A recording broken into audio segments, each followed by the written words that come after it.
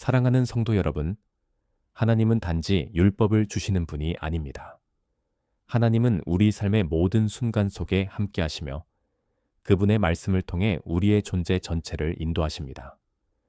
출애굽기 20장, 22절부터 23장, 33절까지는 시내산에서 십계명을 주신 하나님께서 그 이후의 삶을 어떻게 살아야 할지 더 구체적이고 실제적인 말씀을 주시는 본문입니다. 우리는 종종 십계명만 기억하고 그 이후의 말씀은 지나치는 경우가 많습니다. 그러나 이 율례와 규례 속에 하나님의 마음이 담겨 있고 하나님의 백성으로 살아가는 구체적인 삶의 질서가 제시되어 있습니다. 하나님은 단지 추상적인 도덕률을 주신 것이 아니라 백성들이 실제로 그 도덕을 일상에서 어떻게 구현할 수 있는지를 보여주십니다.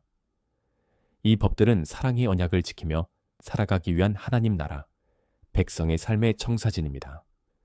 하나님은 첫 번째로 예배의 중심, 제단에 대해 말씀하십니다. 너는 나를 위하여 은으로나 금으로나 신상들을 만들지 말고 출 33라고 하신 하나님은 어떤 형상도 허용하지 않으십니다. 하나님은 보이지 않지만 살아계시며 말씀하시는 분이십니다. 제단은 돌로 만들되 다듬지 말고 계단 없이 접근하라고 하신 이유는 인간의 기술이나 자랑이 섞이지 않게 하기 위함이었습니다. 이는 오늘 우리가 드리는 예배에서도 동일한 원리입니다. 예배는 사람의 기교나 화려함이 아니라 하나님의 임재와 거룩함 앞에 무릎 꿇는 자리입니다. 우리가 하나님 앞에 예배자로 설 때 우리의 마음이 하나님을 향하고 있는가? 우리의 예배가 하나님을 기쁘시게 하고 있는가? 그것이 율법의 첫 출발입니다. 21장부터 이어지는 법률은 그 시대의 사회와 공동체 속에 살아가는 이스라엘 백성의 삶을 깊이 들여다봅니다. 종에 대한 법, 폭력과 상해에 대한 규정, 재산권과 배상에 대한 규례가 등장합니다. 이는 단지 질서 유지를 위한 것이 아니라 하나님의 공의와 자비가 어떻게 공동체에 흐르게 할지를 보여주는 것입니다. 하나님은 억울한 자를 기억하시는 분이십니다. 고아와 과부, 나그네와 가난한 자를 돌보는 법은 단지 사회복지가 아니라 하나님의 성품이 이 땅에서 구현되게 하는 통로입니다. 나그네를 압제하지 말라. 너희도 애굽 땅에서 나그네 되었음이라. 출 20에 21. 이 말씀은 하나님께서 우리에게 베푸신 은혜를 기억하고 동일한 은혜를 이웃에게 흘려보내라는 명령입니다. 복음은 흘러야 복음입니다. 하나님의 정의는 공동체를 살립니다. 23장 후반부에는 시간에 관한 하나님의 명령이 나옵니다. 안식일, 안식년, 그리고 절기에 대한 규례입니다. 하나님은 백성들에게 일을 멈추고 쉬라고 명하십니다. 왜일까요? 쉼은 곧 신뢰이기 때문입니다. 하나님이 공급자이시고 하나님이 주인이심을 믿을 때 우리는 쉼을 선택할 수 있습니다. 안식일은 하나님과의 관계 회복이고 절기는 하나님의 구원을 기억하며 감사하는 시간이 됩니다. 우리는 바쁜 세상 속에서 끊임없이 달려가고 있지만 하나님은 멈추라 하십니다.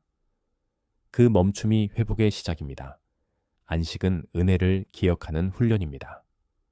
출애굽기 23장 마지막 부분에서는 하나님께서 이스라엘 백성이 가나안 땅에 들어갈 것을 약속하시며 그 여정을 인도하시겠다고 말씀하십니다.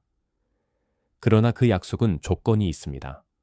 하나님의 말씀을 듣고 그분의 언약을 지킬 때 하나님께서 앞서가시며 모든 대적을 물리치시겠다는 것입니다.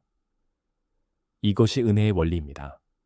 하나님의 은혜는 우리의 순종을 통해 구체화됩니다. 그 순종은 억압이 아니라 자유의 통로입니다. 순종은 하나님과의 동행을 지속하게 하는 유일한 길입니다. 하나님은 우리를 인도하시고 보호하시며 기업을 주십니다.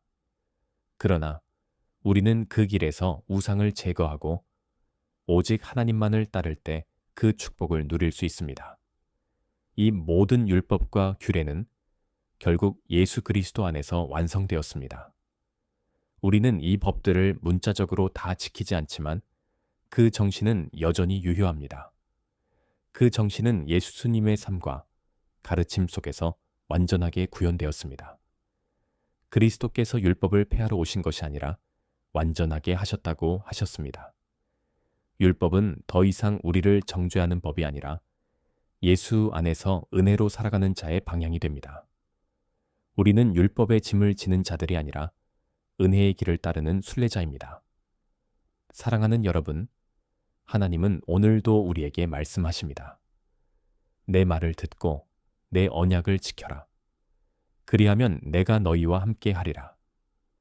이 말씀은 단지 과거의 시내산에서 울려 퍼진 음성이 아닙니다. 오늘 우리 가정에서, 일터에서, 교회에서, 공동체 속에서 여전히 울려 퍼지는 하나님의 명령입니다. 우리는 하나님의 백성입니다. 우리는 하나님의 언약을 품고 살아가는 존재입니다. 그러므로 우리는 세상의 방식이 아니라 하나님의 법과 하나님의 뜻을 따라 살아가야 합니다. 우리의 삶이 하나님의 통치를 증거하는 거룩한 제단이 되기를 축복합니다. 아멘.